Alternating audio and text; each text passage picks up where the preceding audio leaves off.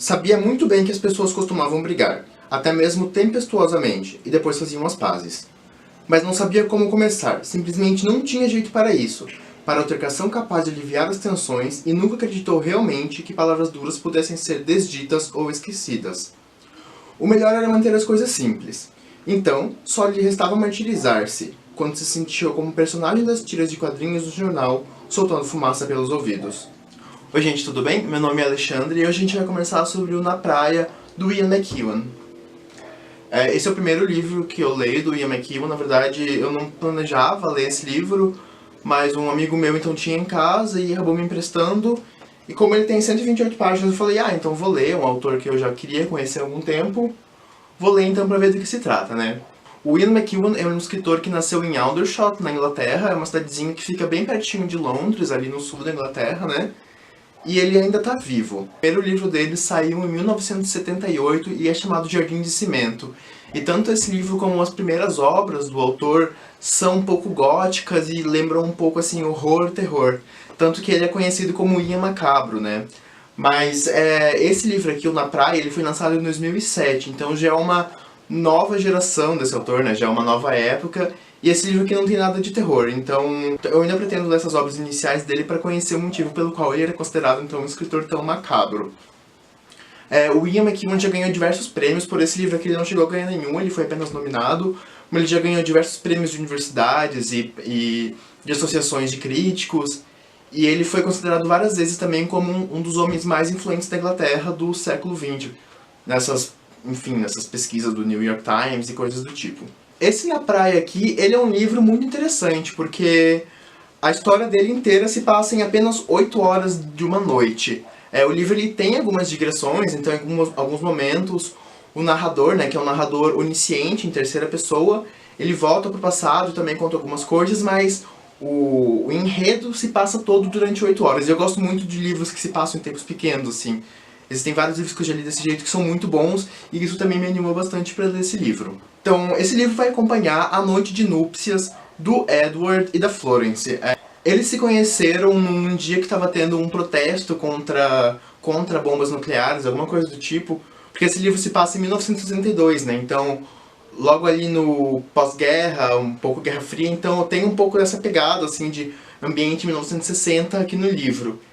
E todos os costumes, todas as tradições e todos os tabus daquela época são retratados nesse livro. O principal tabu retratado aqui é o sexo, né? Então, como eu falei, esse livro se passa na noite de núpcias desse casal e que a gente vai acompanhar na história, então seria a consumação desse relacionamento. Mesmo falando sobre isso, esse livro não é nem de perto um livro erótico, ele tá mais assim pra um drama, ele é até bem engraçado em algumas partes, eu ri bastante lendo, mas ele não é um livro erótico, tá?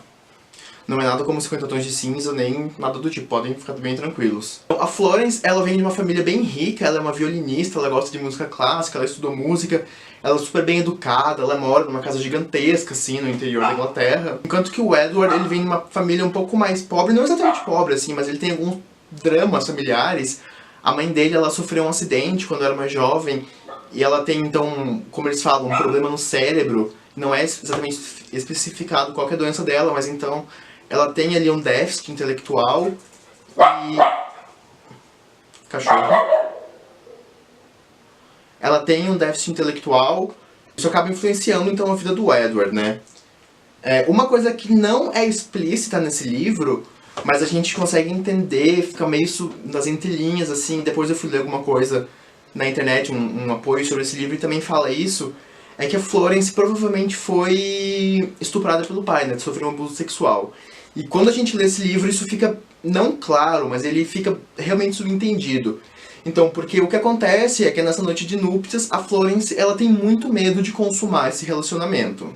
Então, os dois são virgens, né? Eles se casam ali com 21, 22 anos, e naquela época, então, você teria que esperar o seu casamento para você poder ter o primeiro relacionamento sexual. E os dois, eles estão sofrendo muita pressão, né? Então existe até um pouco dessa pressão no meio da sociedade, que o Edward, ele é o homem, ele teria que ser esse dominador, então ele tem medo de na primeira noite falhar, não conseguir, né, consumar a relação, se é que vocês entendem. E ele acha que então que ele tem que ir pra cima dela, porque ele que tem que dominar isso ali, né, porque ele é o homem da relação, o homem alfa. E a Florence, ela tem muito medo, ela já leu algumas coisas sobre sexo, porque ela tinha interesse em saber como funcionava, ela tinha super nojo, ela fala, até tem as palavras anatômicas que ela leu, assim, que ela usa, então glande, enfim, ela tem super nojo disso. E tem muito medo de, então, ter essa relação com o Edward. E ela também se sente na obrigação de ser a submissa dele. Então ela até fala assim, nossa, não queria ter que ter essa relação agora, mas eu sou obrigada porque eu sou a mulher, então na noite de núpcias se espera que a mulher se dê pro homem e tal. Tem essas pressões que a sociedade impõe sobre o homem e sobre a mulher no relacionamento. Isso tá bem aqui escrito nesse livro e tá bem detalhado de uma maneira bem crítica. E os dois personagens, eles se amam muito, isso fica claro assim a obra inteira, isso, a gente nunca duvida disso enquanto leitor. Só que eles têm gostos que vão de encontro a um do outro. Então, por exemplo, ela gosta muito de música clássica, então ela quer levar ele lá pro Royal Albert Hall pra ouvir um concerto, só que ele não quer ir. Ele dá discos de rock contemporâneos, né, contemporâneos da época, pra ela ouvir.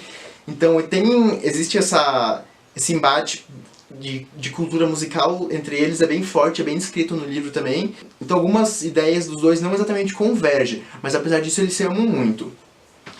Então, sob toda essa pressão, eles vão então consumar esse relacionamento, e no momento que vai ocorrer então a penetração, acontece alguma coisa, que eu não vou contar o que é, mas que impede deles consumarem essa relação. Os dois ficam meio loucos, a Florence ela fica totalmente pirada, assim, ela sai correndo pela praia, né, eles estão nesse hotel na noite de núpcias, numa praia, ela sai correndo, por isso que o livro se chama Na Praia, né, ela sai correndo pela praia gritando, assim, ele fica lá sozinho, louco, não sabe o que acontecer.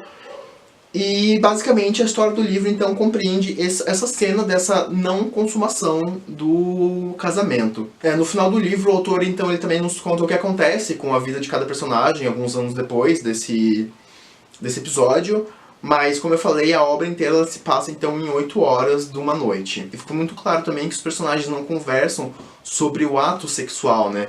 Justamente porque em 1962 então era muito tabu, até tá escrito aqui nas abas do livro, que tem toda essa pressão da época que é muito tabu. O próprio autor ele fala sobre os personagens. São personagens congelados na história, limitados pela psicologia, pela classe social e pela experiência particular.